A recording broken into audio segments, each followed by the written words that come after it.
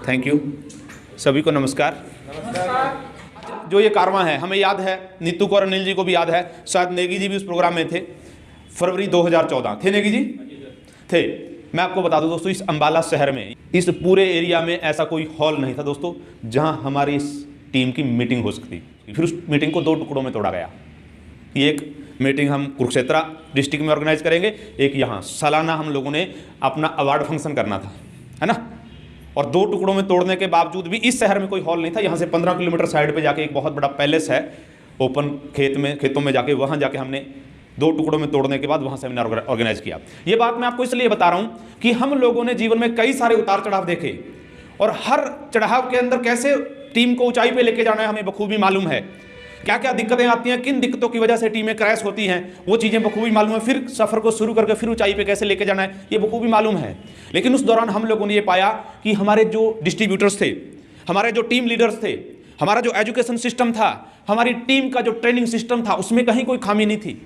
लोगों ने बहुत मेहनत की, लोगों ने दिल जान लगाया। उन डिस्ट्रीब्यूटर्स का कोई कसूर नहीं था जब कोई भी सिस्टम क्रैश हुआ। कसूर कहीं ना कहीं मैनेजमेंट का था, उन कंपनियों का था जिन कंपनियों ने बनी बनाई टीम्स को, लोगों के करियर को डिस्ट्रॉय कर दिया। अगर उन मैनेजमेंट्स के पास एक आम डिस्ट्रीब्यूटर के दर्द का एहसास होता कि एक आम डिस्ट्रीब्यूटर जब किसी कंपनी के अंदर काम शुरू करता है, वो एक एक घर जाके किस तरीके से लोगों को जोड़ता है, उस डिस्ट्रीब्यूटर को लोगों की कितनी बातें सुननी पड़ती हैं, उसको कितनी चीजें फेस करनी पड़ती हैं, इस दर्द का एहसास उन मैनेजमेंट्स को नहीं था। इसलिए उन लोगों ने डिस्ट्रीब्यूटर्स के लोगों के किए गए संघर्ष की दोस्तों वैल्यू नहीं समझ पाए, लोगों के दर्द को नहीं समझ पाए, और जिस वजह से हमारे लोगों को बार बार करियर के अंदर नुकसान हुए। और दोस्तों उन्हीं चीज़ों से आहत होकर हम लोगों ने वेलजन की शुरुआत की कि हम लोगों का जो कस्टमर है, हम कस्टमर के प्रति कमिटेड है।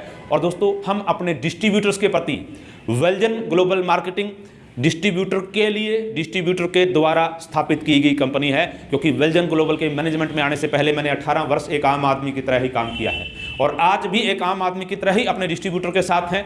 दोस्तों आज हमारी कंपनी का बिजनेस छोटा है, हमारा व्यवहार आज भी लोगों के साथ वैसा है। जब हम 4 प्रोडक्ट के साथ बैठे थे, मेरा व्यवहार लोगों के साथ तब भी वैसा ही था। और जब आने वाले समय में हमारी कंपनी हिंदुस्तान की टॉप 20 कंपनियों में जाके खड़ी हो जाएगी, हमारा व्यवहार, हमारी डीलिंग तब भी लोगों के साथ वैसी ही रहेगी। मैं फैक्ट आप लोगों को बता रहा हूँ। क्यों?